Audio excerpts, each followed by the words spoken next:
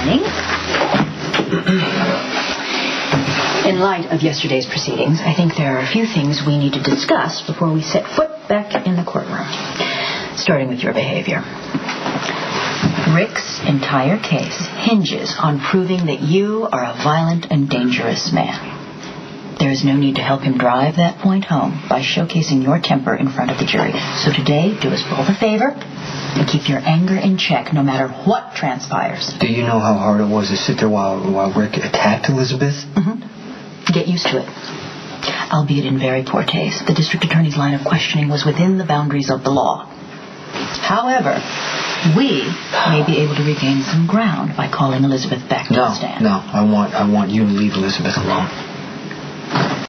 Jason, our best option will be redirecting Elizabeth's testimony to paint a picture in the jury's mind of exactly how twisted and vindictive Rick Lansing All can that's be. going to do is make Rick angrier, and he's going to go looking for proof that Jake is my son. You don't know that. However, you do know that if you are convicted of murder and sent away to prison, you will be unavailable to help Elizabeth and your son.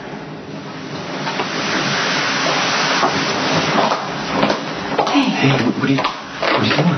Diane asked me to come by. She said you were upset with our plans to recall me as a witness. Well, I am, because you've been through enough.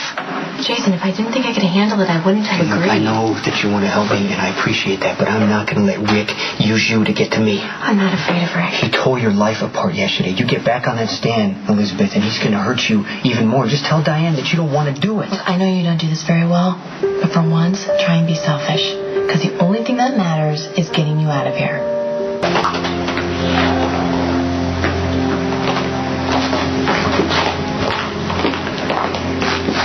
Mrs. Spencer, I'm going to start by reminding you that you're still under oath.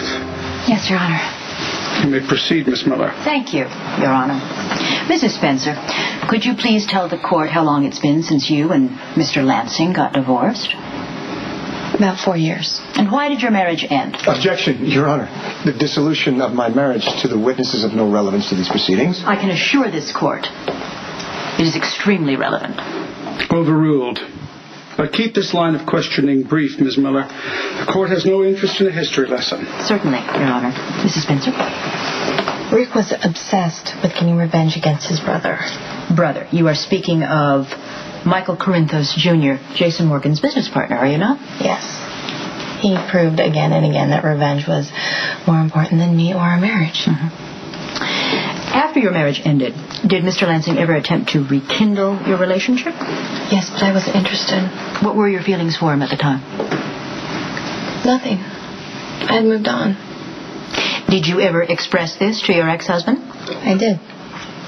Yet when your relationship with the defendant ended, you chose to maintain a friendship. Your Honor, objection. Other than the relationship with Mr. Morgan, the witness's past relationships have absolutely no bearing on this case. This is about a murder, Miss Miller. Overruled. Proceed, Ms. Miller, but stay on point. Certainly. Mrs. Spencer, do you have any reason to believe that Rick Lansing is jealous of the defendant? Yes. Can you elaborate? Rick and I argued several times about my friendship with Jason. He constantly warned me to stay away from him. And when you refused? He got upset, mostly with Jason. That's why he dragged my personal life into this trial to provoke Jason. Objection, Your Honor. Speculation. Sustained. Thank you, Mrs. Spencer. No further questions. Mr. Lansing, your witness. Thank you, Your Honor. Mrs. Spencer, were you married when you slept with Mr. Morgan, yes or no? Yes. And did you lie about that to your husband?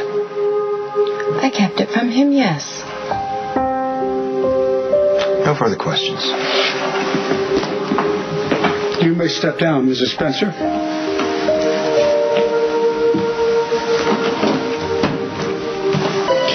Do you swear to tell the truth, the whole truth, and nothing but the truth, so help you God? I do. You may be seated. Please tell me she was not an eyewitness. Thank you for joining us, Mrs. Chandler Quartermain. I realize how difficult this must be for you. The death of your child's father so fresh in your mind still. Objection! Prosecution has yet to prove that Lorenzo Alcazar is in fact dead. Sustained. What were you doing the day that Lorenzo Alcazar went missing? We were preparing to leave Port Charles to go to his ranch in Venezuela. Vacation? No, we were moving there permanently. Why is that? Well, Lorenzo felt that his time in Port Charles was finished. Finished or no longer safe? Objection, leading the witness. Sustained. Rephrase, Mr. Lansing. Yes, Your Honor. In the last year, did Lorenzo Alcazar receive any threats on his life? Yes. From whom? Well, he was shot in the head by Sonny Corinthos in the first week of January. Objection! That incident was ruled self-defense. Mr. Corinthos was cleared of all charges. Sustained. After Mr. Alcazar was shot, did he take any added precautions? Well, he increased security at work and at home. Isn't it true that he also placed listening devices throughout the house, including one that he affixed to the underside of his desk, which he left running at all times? Yes. No further questions. Your witness, Ms. Miller. Did you love Lorenzo Alcazar? Well, he was the father of my child. Yeah, that wasn't what I asked. You and the father of your child, whom you may or may not have loved, were never married, were you? No. Do you know if Lorenzo Alcazar has any other living relative? No. So if he were, in fact, dead, your little girl would inherit his entire estate, correct? Well, I don't know about that. I've never seen Lorenzo's will. A dead man with no will. What was Lorenzo Alcazar's line of work? He was a businessman. What was his type of business? I'm afraid I can't answer that. Lorenzo made it a point not to discuss his business with me. But it was dangerous enough to make him paranoid. Lorenzo was careful. Do you happen to know if he had any other enemies? It's possible. Possible. So it's possible that someone other than the defendant could be responsible for Mr. Alcazar's absence. Yes. When was the last time you saw Lorenzo Alcazar? We were up in the nursery with our little girl. Did you see the defendant anywhere near your house that day?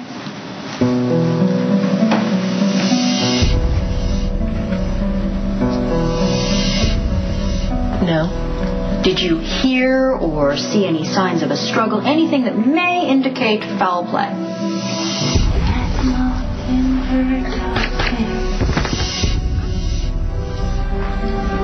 No. So for all you know, nothing happened to Lorenzo Alcazar on Wednesday, May 23rd of this year. That's correct. Thank you. No further questions. I have one. Lorenzo Alcazar had a brother, a niece, and a son, all murdered in this town.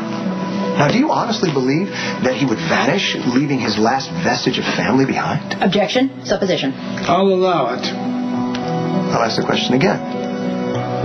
Would Lorenzo Alcazar abandon his daughter if he were still alive? No. You are a criminalist with the Port Charles Police Department, is that correct? Yes. And did you perform an analysis on a digital recording that was found in the residence of Lorenzo Alcazar on May 29th of this last year? I did. Do you recognize this as a digital recorder which was previously marked as Exhibit F, which was found taped to the underside of Lorenzo Alcazar's desk? Yes. Is the voice on the recording Lorenzo Alcazar? Yes, we matched his voice pattern to documented recordings, including legal testimony. Mm-hmm. Was there a gun fired on the recording? Objection. I'll rephrase. Could the additional sound heard on the recording be that of a gunfire? It's a perfect audio match for a 9mm fired through a silencer. Your Honor, I would like permission to play the recording for the jury so that they can hear Mr. Alcazar identify his killer. Objection. Prejudicial, Your Honor, and Mr. Lansing is blatantly addressing the jury. Sustained. You may play the recording, Mr. Lansing, but you're skating close to a contempt citation. Maybe you better refresh your memory on the rules of procedure. Understood, Your Honor. Morgan.